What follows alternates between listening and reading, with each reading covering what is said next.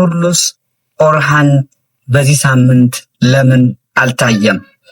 ኩርሉስ ኦርሃን ሌሎች የቱርክ ታሪካዊ ፊልሞች ከዚህ በፊት እንደሚያደርጉት በተለያዩ ምክንያቶች ለሳምንታት ቀረጻቸውን ያቋርጡ እንደነበር ኩርሉስ ኦርሃንም ለምሳሌ ሀገራዊ ወይም ሃይማኖታዊ መታሰቢያዎች ሲኖሩ እንዲሁም የቴሌቪዥን ፕሮግራም ለውጥ ሲኖር የምርትና ኤዲቲንግ ምክንያት ሲኖራቸው እንዲሁም የወቅት ረፍት በሚኖር ጊዜ በእነዚህ አራት ምክንያቶች ኤፒሶዶች ሊቋረጡ ይችላሉ።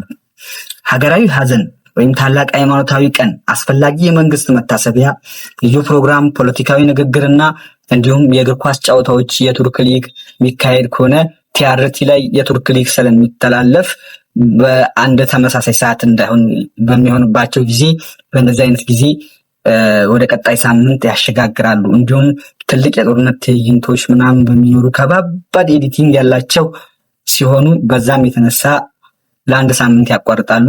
እንዲሁም ሲዝናል ብሬክ በአዲስ ዓመት እና በተለይ በረመዳን ዙሪያ ታሪካዊ ሲሪዎቹ ለአንድ ወይም ለሁለት ሳምንታት ይቆማሉ ማለት ነው እና አሁን በዚህ ሳምንት ኩርሉስ ኦርሃን ያልታየበት ምክንያት በአዲስ ዓመት የፈረንጆቹ አዲስ ዓመት 2026 የገባበት ቀን ስለነበረ ሮብ ምሽት ፕሮግራሙ ሊካሄድ ወይም ደግሞ ሊለቀቅ አልቻለም እና ቀጣይ ጃንዋሪ 7 ሪሊዝድ እንደሚያደርጉ የፕሮግራሙ ወይም ደግሞ የፊልሙ አዘጋጆች ተናግረዋል ማለት ነው።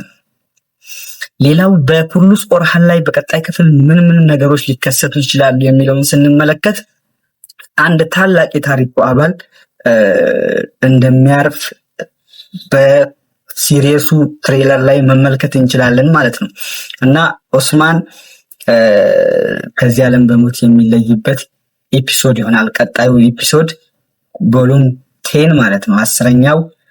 በዛ ቁጥያው ቸርኩታይ ብዙ ያሉት እነ ቡራን በጣም ሲያዝኑ የሚያሳይ ኤፒሶድ ትሬለር ተለቋል ማለት ነው እና አዳዲስ ነገሮች ሲኖሩ በዚህ ዩቲዩብ ቻናል ላይ መረጃዎችን ያገኛሉ። እንዲሁም ታሪኩንና ሲሪየሱ ያላቸውን ልዩነትም በደንብ የምትመለከቱበት ይሆናል።